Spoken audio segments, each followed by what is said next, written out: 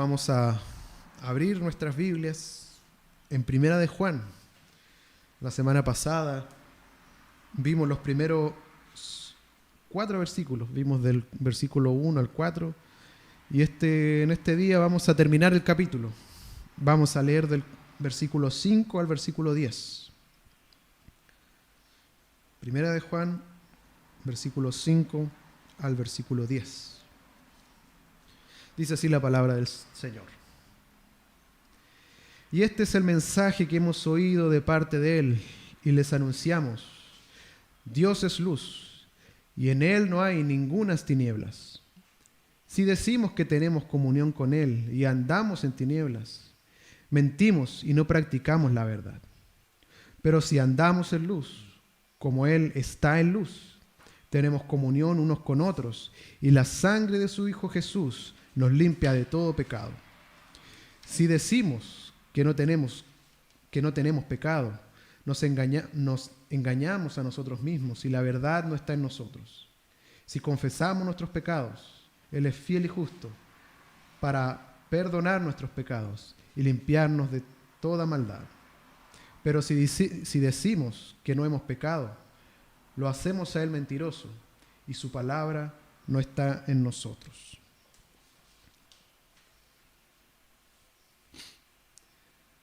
Cuando hablamos de cristianismo, generalmente damos por hecho que este concepto, esta idea tiene una implicación más profunda que identificarse solamente con una creencia.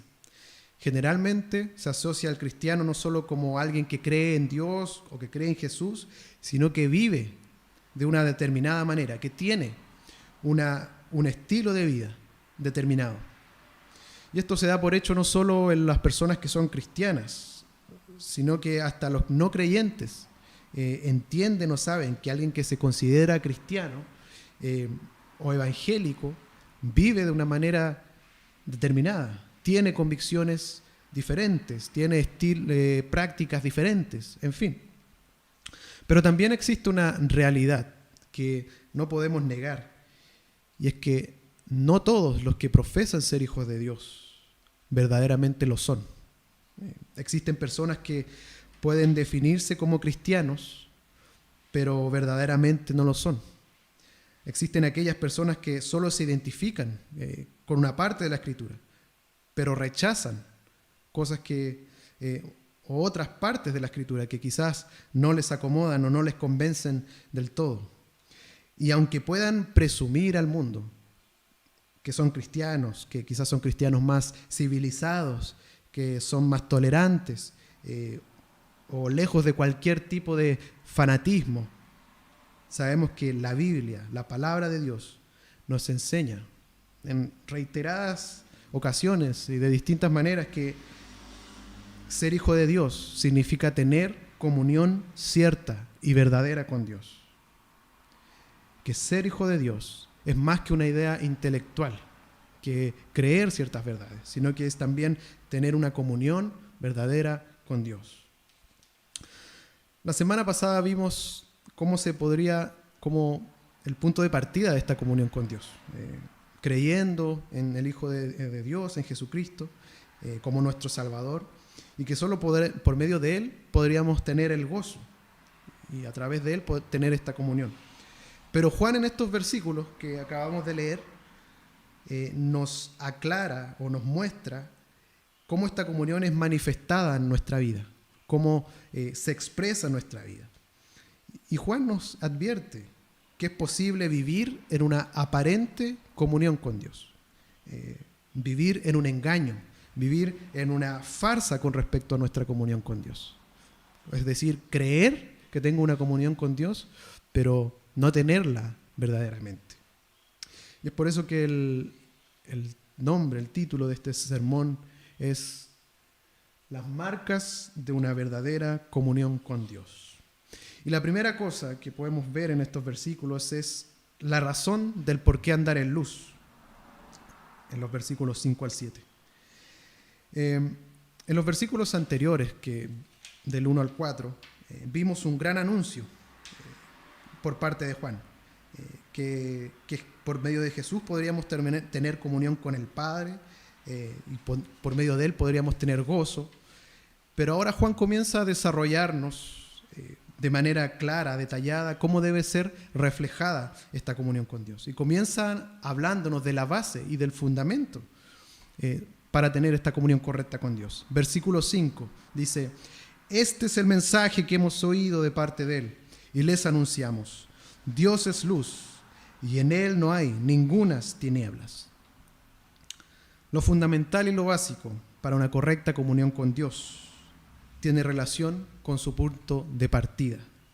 Comienza por Dios. Una comunión correcta con Dios no parte de lo que yo quiero, no parte de lo que yo pienso, de lo que a mí me gustaría, de lo que yo creo. No, sino que comienza por una correcta comprensión de Dios y su carácter. En otras palabras, para que nosotros tengamos una comunión verdadera con Dios, debo considerar que esta comunión tiene su fundamento en Dios. Primero, fue Él que tomó la iniciativa al revelarse al hombre, enviando a su Hijo Jesucristo. Como leíamos la semana pasada en el versículo 2, la vida fue manifestada. O sea, Él se manifestó a la humanidad por medio de Jesús. Entonces, primera cosa, Él tomó la iniciativa para relacionarse con los hombres. Pero no solo Dios es el punto de partida al relacionarse, al tomar la iniciativa con la humanidad, sino que también es el punto de partida debido a su carácter, que su carácter determina la manera en que el ser humano ha de tener comunión con Él. El ser humano no puede relacionarse como quiere con Dios, como decía. No nos dice Juan. ¿Qué es lo que nos menciona Juan? Nos dice: Dios es luz y no hay ningunas tinieblas en Él. ¿Y qué podemos decir de este hecho de que Dios sea luz? Bueno, aquí hace Juan una breve declaración. A Juan le encantan o se le da mucho esto de dar estas declaraciones pequeñas. Él menciona en ocasiones: Dios es amor, Dios es espíritu. Y ahora nos menciona: Dios es luz. Y esta palabra, este anuncio, tiene implicaciones profundas. ¿Cuáles son? Bueno, en la Escritura, Dios y su gloria se describen en términos de luz. Por ejemplo, vemos a Moisés cuando bajó del monte Sinaí y se describe que después de reunirse con él, su rostro resplandecía como un reflejo de la luz de Dios. O también tenemos otro caso en Salmos, capítulo 104, versículo 2, nos dice: tú eres el que se cubre de luz como vestidura. O sea, como vestidura de luz. Vemos aspectos que tienen que ver con la gloria de Dios, manifestados como luz. Pero ¿de qué manera podemos definir la luz mencionada aquí, en lo que nos dice Juan? Pensemos, por ejemplo, o podemos ver en Salmos 36, versículo 9, nos dice: porque contigo está el manantial de la vida. En tu luz veremos la luz. El salmista aquí usa un paralelismo para hablarnos de la misma cosa. Nos dice que en él está el manantial de la vida y equipara esto con la luz. Entonces, podemos entender que la luz también es sinónimo de vida. Por esta razón, Juan en su evangelio dice: Él vino como testimonio, a fin de dar testimonio de la luz, para que todos creyeran por medio de él. Juan capítulo 1, versículo 7. La Biblia revela dos principios fundamentales que fluyen de esta verdad de que Dios es luz. Primero, la luz es representada como la verdad de Dios. Esta verdad de Dios está manifiesta aquí en su palabra. Recordemos las conocidas palabras del salmista que dice: lámpara es a mis pies tu palabra y lumbrera a mi camino. La luz y la vida, como leíamos anteriormente, están estrechamente relacionadas, conviven. Por medio de la verdad de Dios podemos obtener la vida. Y esto es representado en forma de luz. Segundo, la Biblia también vincula la luz con la virtud o la conducta moral, es decir, con la conducta moral. el apóstol Pablo lo dijo a los Efesios, nos dijo, porque si bien en otro tiempo erais tinieblas, ahora son luz en el Señor, anden como hijos de luz. Es decir, la luz también tiene relación con la perfección de Dios, con la perfección moral de Dios. Es decir, esta declaración de Juan de que Dios es luz implica tanto que Él es la verdad, pero también es la perfección moral. Por eso Juan agrega en este mismo versículo, en Él no hay ningunas tinieblas. Por medio de este uso negativo de tinieblas, Juan nos está diciendo de que en Dios no hay ninguna relación con las tinieblas. No hay ninguna relación con aquello que es impuro, malo, perverso. En Él está la vida, la verdad, y en Él está la virtud moral en su manera cabal, en su manera completa. En otras palabras, podemos expresar esto diciendo que Dios es santo. Y al ser un Dios santo, Él no puede tener comunión con las tinieblas, porque Dios es luz. Ahora esta declaración trae consideraciones para nosotros, para nuestra vida, hoy. Primero, para tener una comunión real con Dios, nuestras creencias deben estar alineadas con lo que Él dice de sí mismo. Lo que nosotros creemos debe estar alineado con lo que Él expresa de sí mismo en su evangelio, en su palabra. Él es verdad. Y al hombre no le es suficiente tomar a Dios como un ser divino o aceptar algunos atributos de Dios y rechazar otros. No es suficiente. Incluso podemos reflexionar acerca de que existen muchas personas de que creen conocer a Dios, que creen tener una relación con Dios, pero que en verdad no le conocen. Una vez una persona que trabajaba conmigo me dijo que él creía en Dios, pero a su manera. Y yo le pregunté que cómo creía o cómo sabía que la forma en la que él creía era la correcta. Y mi intención fue llevarlo al punto de que las personas no examinan sus creencias, no buscan comprobarlas, no examinan en lo que piensan y en lo que creen acerca de Dios, ya sea por capricho, ya sea por ignorancia, solo abrazan aquello que les agrada y desechan lo que le puede ser ofensivo o lo que puede ser demandante o lo que no encaje con la vida que ellos quieren tener o con la vida que ellos tienen. A fin de cuentas, solo podemos conocer a Dios correctamente a la luz de lo que Él ha dicho en su palabra, de lo que Él ha dicho de sí mismo en la Escritura. No en mis ideales, no en cómo yo pienso que Dios debiera de ser o como Dios es, sino aquí, en su palabra, acerca de lo que Él dice de sí mismo. Solo de esa manera podré conocer a Dios. Y esto se ve claramente representado en el siguiente ejemplo. Muchos piensan de que Dios es amor. Sí, y eso es verdad. Dios es amor. Pero nunca podré entender, o no podré entender verdaderamente el amor de Dios si no comienzo desde esta premisa de que Dios es santo. ¿Por qué? Porque al ser un Dios santo, Él no tiene comunión con el pecado. Pero en su amor, Él envió a Cristo Jesús. Y ahí puedo entender que aunque yo sea pecador, puedo obtener salvación. Entonces, de esa manera yo puedo entender verdaderamente el amor de Dios. Pero las personas prefieren omitir o ignorar de que Dios es santo, de que Dios es perfecto, de que Él no convive con el pecado. Porque hay cosas que a veces no queremos que salgan a luz, o que no queremos reconocer que no están alineadas con lo que Dios dice. Pero Juan también nos muestra cómo este anuncio de que Dios es luz se relaciona con el proceder humano. ¿De qué manera el ser humano se relaciona con este Dios.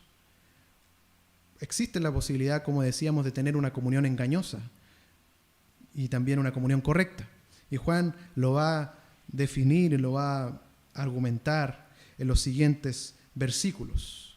Vamos entonces al siguiente punto, es una comunión engañosa, de los versículos 6, 8 y 10. Aquí, como decíamos, Juan hace una referencia de una relación engañosa con Dios.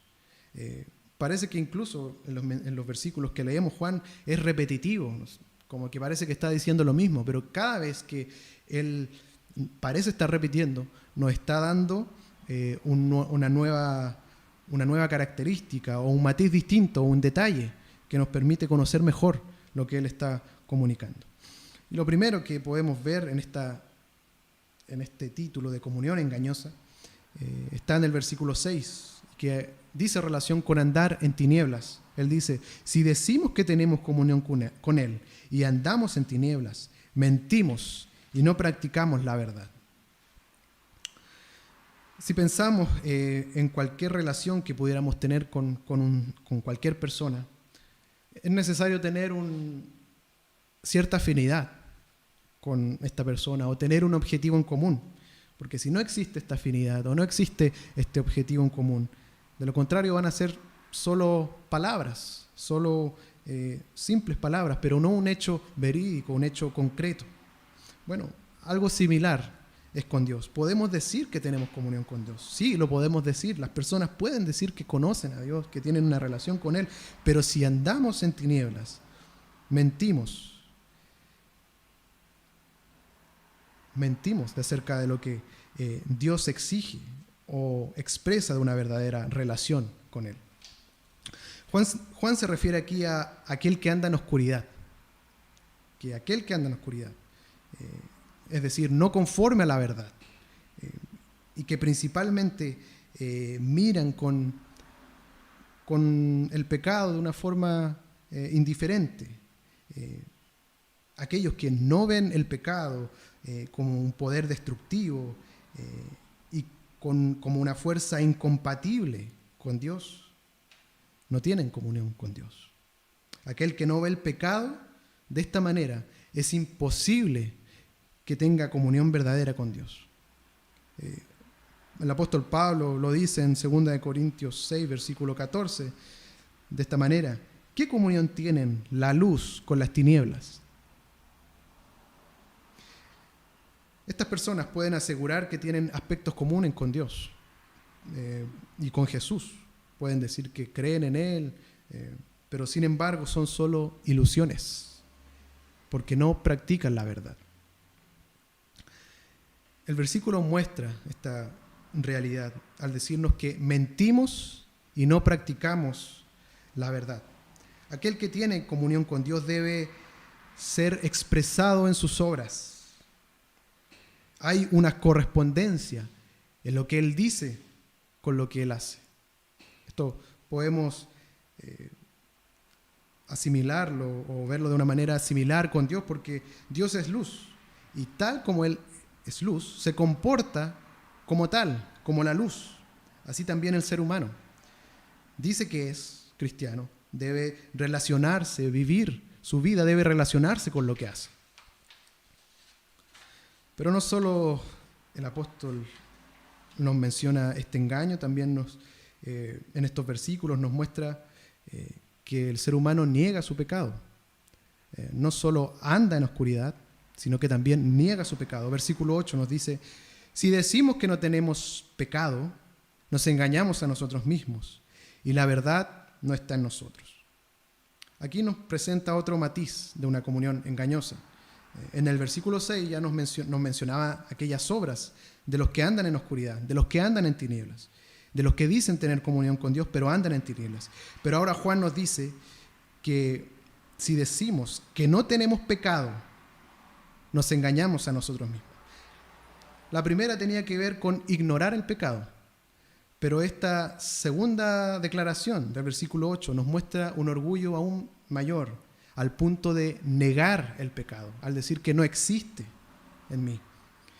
Y este versículo tiene una directa relación con la naturaleza pecaminosa que existe en el ser humano. Es decir, la naturaleza que provoca estos actos pecaminosos. Aquellos que no reconocen que son afectados completamente por el pecado y que éste ejerce una presión constante en sus vidas. Y esto es bastante relevante para nosotros. ¿Por qué? ¿Qué es lo que solemos escuchar en nuestra sociedad? El hombre es bueno. El hombre nace bueno. Y que debido a las condiciones distintas, él puede reaccionar mal. Que debido a ciertos factores, el hombre se corrompe o puede hacer algo malo. Bueno, esto está en contra de lo que Dios establece. Y nosotros podemos comprobarlo solo al ver un niño. Porque los que tienen niños o los que participan en la crianza de un niño, puede ver cómo no hay que enseñarle al niño a mentir, no hay que enseñarle al niño a robar, a faltar el respeto, a cuestionar lo que uno puede decirle. No, el niño se expresa de esa manera y responde de esa manera por el pecado que hay en su corazón, porque es un ser pecador. También podemos comprobar esto solo al prender nuestro televisor o al ver una información, o al ver las noticias en nuestra actualidad, cual sea el área, política, deportes, espectáculos. Tú vas a ver en cada una de estas áreas que hay engaños, corrupción, abusos de poder, soberbias, trampas, manipulaciones, etcétera, una cantidad de pecados. Pueden existir filosofías y corrientes de pensamientos que alaban al hombre permanentemente y lo ponen en el centro. Incluso hay iglesias que pueden caer en este error de alabar al hombre y ponerlo en el centro. Pero hay una realidad que no podemos negar. El hecho de que cuando cometo malas acciones, ¿por qué las hice? ¿Qué me llevó a hacerlo? ¿Qué me llevó a pensar de esta manera? Bueno, la respuesta es que en mí existe una tendencia al mal. Y por ello es que el hombre tiene deseos pecaminosos, pensamientos pecaminosos, fantasías pecaminosas. Pablo nos dice esto de una manera muy clara en Romanos 3, versículos 11 y 12. Dice: no hay justo ni aun uno, no hay quien entienda, no hay quien busque a Dios. Todos se apartaron, a una fueron hechos inútiles. No hay quien haga lo bueno, no hay ni siquiera uno. También lo dice en Romanos 7, versículo 8. Dice: yo sé que en mí, a saber, en mi carne, no mora el bien, porque el querer el bien está en mí, pero no el hacerlo. Podemos reflexionar que muchos niegan que son pecadores. Se creen buenos y piensan que solo los pecadores son aquellos que van a la cárcel, que transgreden las leyes civiles, que le causan gran daño a otra persona. Pero estas personas que piensan así están ignorando un hecho fundamental, y de que Dios es santo, y de que nuestra condición es caída, y que en nosotros existe el pecado. Esto también es una lección para nosotros, es una enseñanza para nosotros. ¿Por qué? Porque a veces podemos caer en este error, quizás no de una manera totalmente contraria, pero sí de una manera sutil. Me refiero a negar que somos pecadores. ¿Cómo hacemos esto? Bueno, cada vez que racionalizamos nuestro pecado, estamos cayendo en este error. Y eso sí que se nos da con facilidad. Eso sí que se nos da muy fácil. Cada vez que racionalizo mi pecado, justifico mi pecado, cada vez que digo, sí, yo hice esto, pero fue por este otro motivo. O esto me llevó a actuar de esta manera. O tal persona me hizo actuar de esta manera. Echamos la culpa. Nos desligamos de nuestra propia maldad, de nuestros propios actos pecaminosos. Juan nos dice que si decimos que no tenemos pecado, la verdad no está en nosotros. Porque la verdad ilumina nuestro ser de tal manera que cada rincón de oscuridad en nuestra vida queda al descubierto, al punto de que no podemos negar de que hemos pecado. Su verdad nos ilumina y nos damos cuenta que sí, pecamos y fallamos a Dios. Y esto también nos lleva a un tercer engaño. Esto también se manifiesta con un rechazo al sacrificio de Cristo. Versículo 10 nos dice: pero si decimos que no hemos pecado, lo hacemos a Él mentiroso, y su palabra no está en nosotros.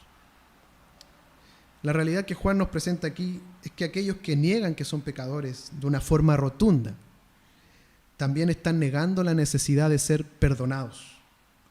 Juan nos dice que si el ser humano no se da cuenta de su pecado y que necesita ser perdonado, que si piensa que está absolutamente bien con Dios, que no hay nada que esté mal en su vida, esta persona no comprende la necesidad de arrepentimiento, tal persona hace a Dios mentiroso.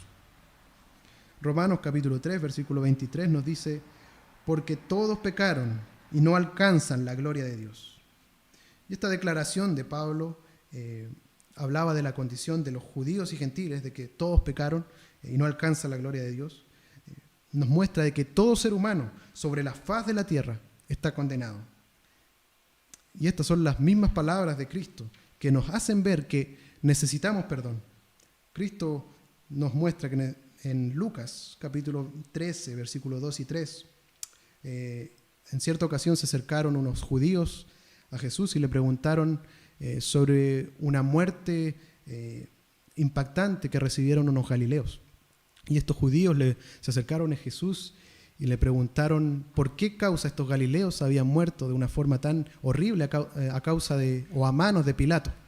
Y Jesús les dice: ¿piensan que estos galileos, porque padecieron estas cosas, habrán sido más pecadores que todos los galileos? Les digo que no. Más bien, si ustedes no se arrepienten, todos perecerán igualmente. O sea, todo ser humano, si no se arrepiente, perecerá igualmente. Si el ser humano niega su pecado y no ve la necesidad de arrepentimiento, está rechazando al mismo Hijo de Dios. ¿Para qué vino Cristo a este mundo? Para salvar lo que se había perdido. Para dar perdón al pecador, al derramar su sangre y al quebrantar su cuerpo en la cruz. Si el ser humano dice que no tiene pecado, si el ser humano niega su pecado, está rechazando la encarnación, la muerte y la resurrección.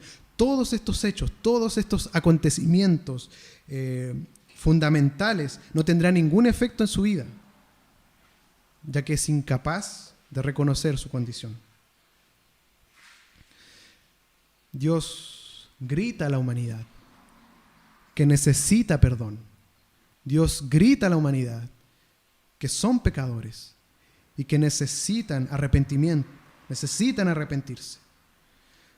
Pero si por otra parte los hombres niegan su pecado, niegan esta realidad de que Jesús vino para traernos perdón, están haciendo a Dios mentiroso. Ya hemos visto estas comuniones engañosas o estos engaños que las personas caen al pretender tener comunión con Dios. Y ahora vemos la solución. Vemos de qué manera podemos tener, sí, una correcta comunión con Dios. Y es a través de su evangelio y la confesión. Al ver estos engaños en los que caen los seres humanos, que son tan comunes, y al ver esta realidad de que Dios es luz, de que Él es 3 veces santo y que Él no tiene comunión con las tinieblas, entonces, ¿quién puede tener comunión real con Dios? Es posible que nosotros, corrompidos por el pecado, podamos tener verdadera comunión con Dios. Bueno, Juan lo dice aquí, en estas palabras. Nos dice que sí, que claro que es posible. Hablándonos primero de la limpieza que recibimos y en segundo lugar de la necesaria confesión. Y estos son medios, son suficientes para enfrentar estos obstáculos que nos impiden tener una verdadera o una correcta comunión con Dios. Versículo 7 nos dice: pero si andamos en luz, como Él está en luz, tenemos comunión unos con otros, y la sangre de su Hijo Jesús nos limpia de todo pecado. Versículo 9 nos dice: si confesamos nuestros pecados, Él es fiel y justo para perdonar nuestros pecados y limpiarnos de toda maldad. En estos pasajes Juan nos muestra que hay ciertas cosas que Dios hace, donde Dios interviene, pero también hay elementos donde el ser humano tiene participación. Nos dice que si andamos en luz, tenemos comunión los unos con los otros y también la sangre de su Hijo nos limpia de todo pecado. ¿Qué es andar en luz? Bueno, si tomamos como referencia a Dios, como decíamos anteriormente, de que Dios es luz en términos de perfección moral, tal vez podríamos decir es imposible que yo ande en la luz de esa manera. Pero existe una forma de andar en luz. Veamos entonces quiénes son. ¿Quiénes son estas personas que andan en luz? Los que andan en luz son aquellos que primero han entendido su condición de pecadores, aquellos que han confiado en Cristo como su Salvador, aquellos que ya no pertenecen al reino de las tinieblas y que ya no viven como esclavos del pecado. Andar en luz son aquellos que han sido marcados por Dios y aún a pesar de sus debilidades, de sus defectos, de su indignidad. Aquellos que andan en luz son regenerados, han sido regenerados por el Espíritu Santo de tal manera que son nuevas criaturas.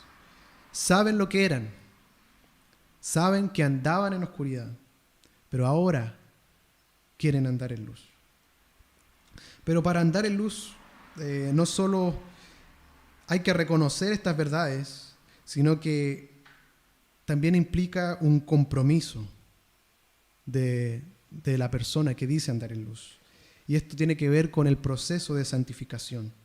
El que anda en luz se compromete de tal manera que busca reflejar el poder de una vida justa, la vida justa de Dios en su vida. Busca reflejar en su vida las bondades de Dios. El patrón del que anda en luz es siempre estar a la luz de lo que Él ha dicho en su palabra, conscientes de la obra que Dios ha hecho por medio de Cristo y que son influenciados por el Espíritu Santo y caminan amando a Dios y también viven para Dios. Los que andan en luz han recibido por gracia la sangre de Jesús y han sido limpiados.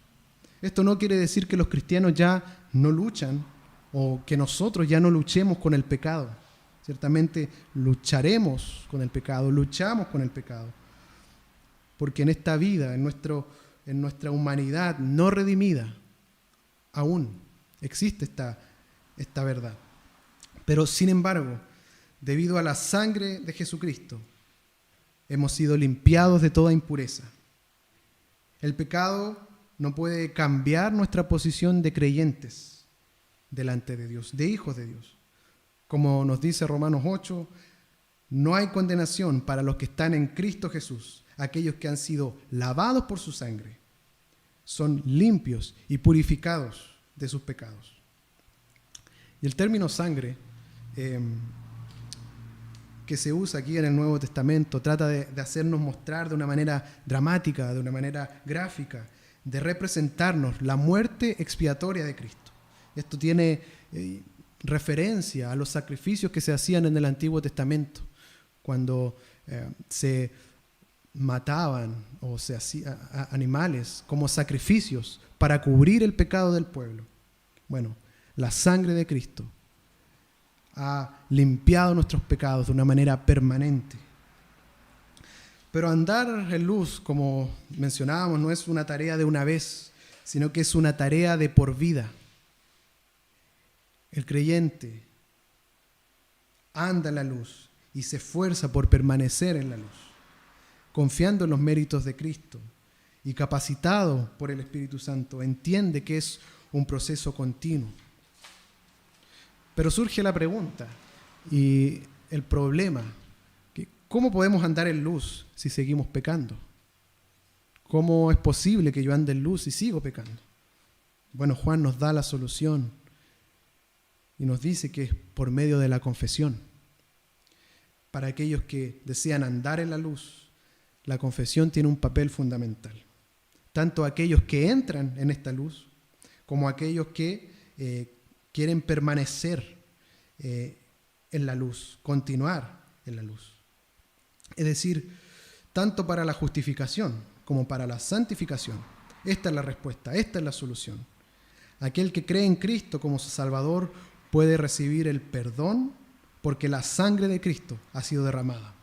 Es posible tener comunión con Dios, aun cuando seamos pecadores, porque Dios ha provisto a su Hijo como un sacrificio perfecto por nuestros pecados. Y este es el fundamento y es el elemento que nos permite, por una parte, ser declarados justos, pero también es la base sobre la cual nuestros pecados ahora son perdonados. Así, todo hombre y toda mujer puede confiar que aunque exista el pecado, Cristo ha padecido una vez y para siempre para nuestras transgresiones, para el perdón de nuestras transgresiones.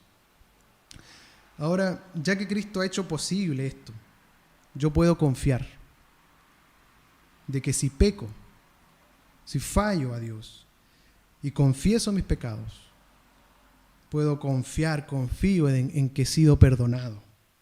Porque Dios es fiel, porque perdona una y otra vez, porque Él lo hace en base a la obra de Cristo, en base a los méritos de Cristo. Por medio de la muerte de Cristo, nosotros podemos descansar en el hecho de que no solo nuestra relación formal con Él ha sido restaurada, sino que nuestra relación personal con Él, día tras día, es mantenida, es restaurada, es mantenida en el tiempo, ya que Dios es fiel y justo en perdonarnos. Confiamos nosotros los creyentes en su fidelidad. Tenemos la confianza, tenemos la seguridad, porque Cristo lo ha garantizado mediante la sangre preciosa de Jesús. Ahora, al ver esta solución, al contemplar esta solución, ¿acaso esto nos da una licencia para pecar? De ninguna manera, porque la sangre de Cristo no es algo barato. Al contrario, yo entiendo lo asombroso de que el mismo Hijo de Dios, sin pecado, haya descendido de los cielos y haya muerto por mí, haya derramado su sangre para que yo sea salvo. Como un par de aplicaciones y enseñanzas para nuestra vida, podemos decir primero que sí es posible tener comunión con Dios a pesar de quién soy. El ser humano puede tener comunión con Dios a pesar de quién es. Puedo tener confianza, puedo tener paz, ya que el creyente, la culpa del creyente ha sido redimida, la culpa del hombre ha sido redimida, y podemos descansar en que a pesar de nuestras debilidades y de nuestros pecados, podemos tener verdadera comunión con Dios. Cual fuera el pecado que cometamos, que hayamos cometido, puedo tener confianza porque Dios lo dice en su palabra, porque Dios es fiel y puede perdonarnos. Él no nos rechazará, Él nos perdonará. Otra enseñanza, otro aprendizaje que podemos obtener de estos versículos es reflexionar en cómo vemos el pecado. ¿Lo vemos como algo irrelevante en nuestra vida? ¿O verdaderamente soy consciente de que Dios es luz y de que debo arrepentirme de mis pecados? Que debido a eso tengo un real compromiso con Él y lucho permanentemente para no obedecer mis impulsos, no entregarme a mis deseos contrarios a la voluntad de Dios. O simplemente me da lo mismo, no me importa, ni me afecta, ni me preocupa, ni siquiera me entristece o me causa dolor. Ni siquiera existe en mí un dolor cuando peco. Bueno, eso debe llevarnos a pensar, porque Dios es luz y no tiene comunión con las tinieblas. Porque si podemos pecar tranquilamente, sin ninguna preocupación, sin ningún lamento, sin ninguna tristeza, tenemos que reflexionar, porque es posible que exista una comunión engañosa con Dios.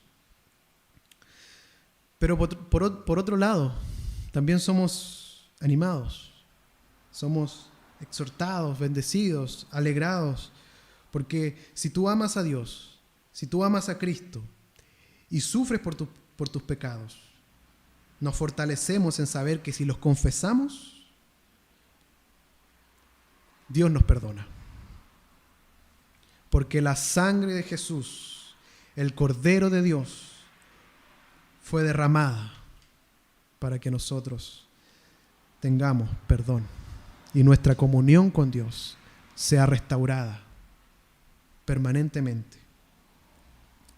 Hay un himno muy conocido y que en una de sus estrofas dice: hay poder, sí, sin igual poder, en Jesús quien murió. Hay poder, sí, sin igual poder, en la sangre que Él vertió. Hay poder en la sangre de Jesús, porque nuestra comunión es restaurada y es posible, porque la sangre de Jesús nos limpia de todo pecado. Oremos.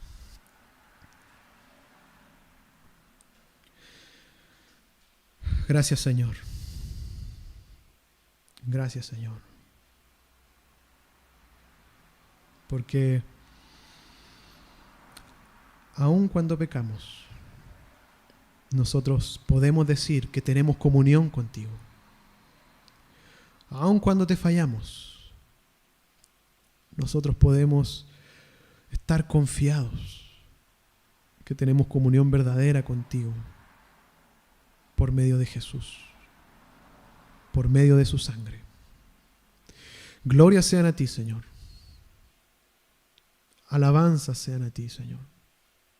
Gloria sea tu nombre. Porque a pesar de nosotros, podemos obtener esa paz, ese gozo, y podemos disfrutar de una relación y una comunión verdadera contigo. Te alabamos en esta hora y te agradecemos. En el nombre del Padre, del Hijo y del Espíritu Santo. Amén.